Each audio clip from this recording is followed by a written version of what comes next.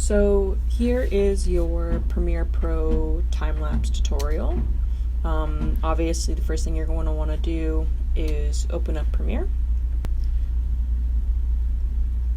So once Premiere is open, you're going to want to go to New Project, title it whatever you need to title it. I'm doing this one time-lapse.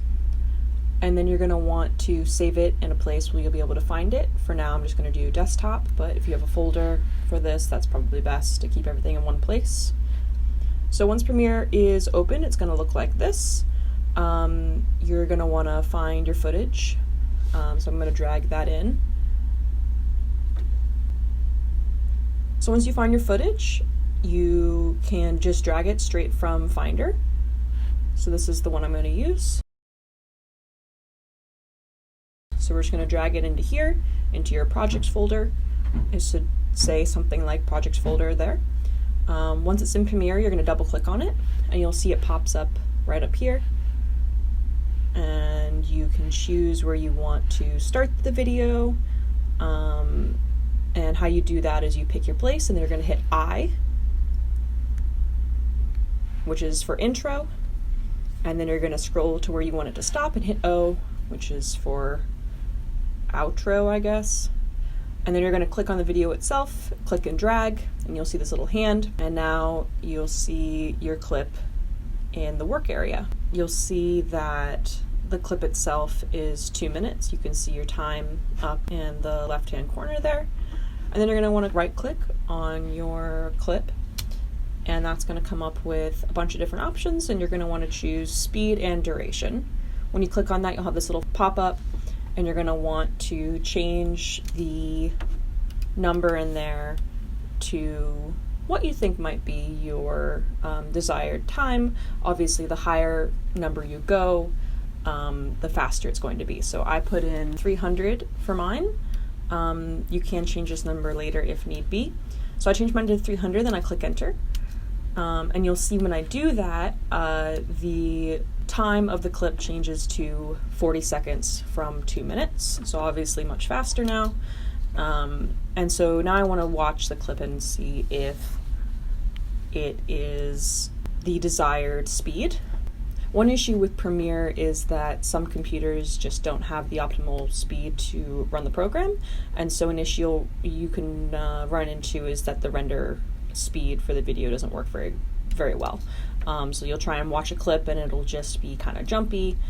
So something that you can do is render it within the project here itself, and that'll make it so that you can watch it without any pauses or gaps or anything like that. So how you do that is you select the beginning of your clip, click I, and then you're going to go to the end and hit O. And now you see that your clip is selected. You're going to go up to sequence, and you're going to click render into out. And this is going to take a second. Once it's rendered, it should start playing automatically, and you can see up in the right-hand corner there that the clip is playing smoothly. It is a little slow, so I'm going to actually speed it up a bit. So I'm going to go back to speed and duration. I'm going to change this to 500. And I could go back through and render this just in the project if I wanted to check it again, but I'm just going to assume that it's probably good and move on from here. Now I'm going to go to export it. Make sure that your full clip is selected down in the work area. If your in and out are not fully encompassing it, it will only export your into out points. So make sure those are over the full clip. Now you're going to go to File, Export, and you want to go to Media. And then you're going to have a window pop up. Okay, so you have some different settings that you can choose from. H.264 is the basic export file type for YouTube or Vimeo videos. It's not a huge file size, it is compressed, so if you are trying to put this on a website and want it to render quickly, this is usually a pretty good option. So you're going to choose H.264, and then you're going to choose whatever you want your quality to be. I usually do YouTube 1080p Full HD. That's pretty basic. You also can do match source. The match source high bitrate will usually export your video well. Then you're going to choose the name and where this video is going to save to. I'm going to name it Timelapse again and just save to desktop. Again, if you have a folder where you can save all of this for later use, that's probably good. The other export option you have is QuickTime and then Apple ProRes. This file size is going to be a lot larger, but the quality is going to be the best that you're going to get. So if you are going to be putting this in a film or anything that's going to go up on a bigger screen than just a computer, this is usually the option you're going to want to choose.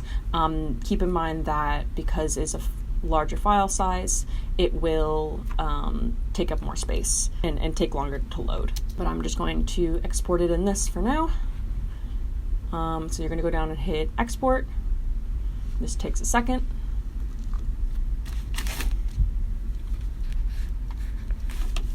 And then once it's exported, you just go to wherever you saved it. I saved it to my desktop, so you can see it here. I'm just going to check that it's good. And yeah, looks beautiful. So that's how you make a time lapse.